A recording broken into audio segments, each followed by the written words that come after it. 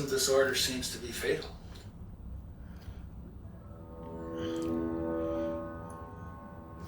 In society today, you seldom hear anyone speak of the progress of their country or society in terms of their physical well-being, state of happiness, trust, or social stability. Rather, the measures are presented to us through economic abstractions. We have the gross domestic product, the consumer price index, the value of the stock market, rates of inflation, and so on. But does this tell us anything of real value as to the quality of people's lives?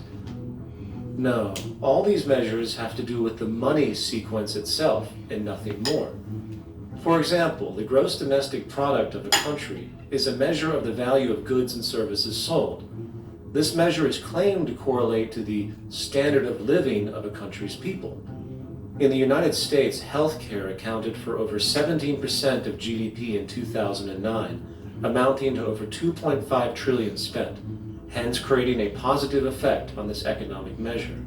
And based on this logic, it would be even better for the US economy if healthcare services increased more so, perhaps to $3 trillion or $5 trillion, since that would create more growth, more jobs, and hence boasted by economists as a rise in their country's standard of living.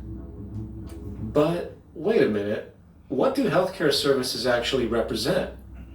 Well, sick and dying people. That's right, the more unhealthy people there are in America, the better the economy.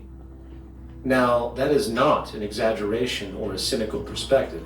In fact, if we step back far enough, you will realize that the GDP not only doesn't reflect real public or social health on any tangible level, it is in fact mostly a measure of industrial inefficiency and social degradation.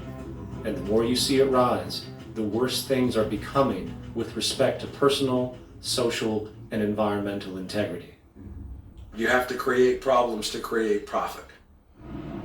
There is no profit under the current paradigm in saving lives, putting balance on this planet, having justice and peace or anything else. There's just no profit there. There's an old saying, pass a law, create a business. Whether you're creating a business for a lawyer or whatever. So, crime does create business, just like destruction creates business in Haiti.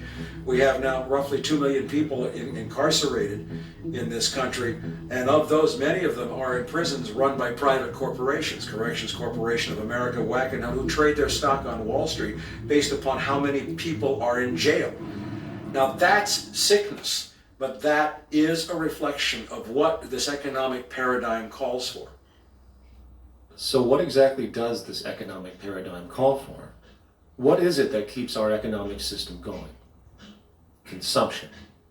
Or more accurately, cyclical consumption.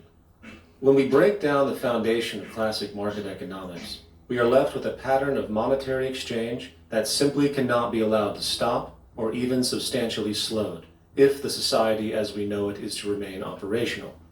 There are three main actors on the economic stage: the employee, the employer, and the consumer. The employee sells labor to the employer for income. The employer sells its production services and hence goods to the consumer for income. And the consumer, of course, is simply another role of the employer and employee, spending back into the system to enable the cyclical consumption to continue. In other words, the global market system is based on the assumption that there will always be enough product demand in society to move enough money around at a rate which can keep the consumption process going. And the faster the rate of consumption, the more so-called economic growth is assumed, and so the machine goes. But hold on, I thought an economy was meant to, economize? Doesn't the very term have to do with preservation and efficiency and a reduction of waste? So how does our system, which demands consumption and the more the better, efficiently preserve or economize at all? Well, it doesn't. The intent of the market system is, in fact, the exact opposite of what a real economy is supposed to do, which is efficiently and conservatively orient the materials for production and distribution of life-supporting goods. We live on a finite planet with finite resources, where, for example, the oil we utilize took millions of years to develop, where the minerals we use took billions of years to develop. So, having a system that deliberately promotes the acceleration of consumption for the sake of so-called economic growth is pure ecocidal insanity. Absence of waste, that's what efficiency is. Absence of waste. This system is more wasteful than all the other existing systems in the history of the planet.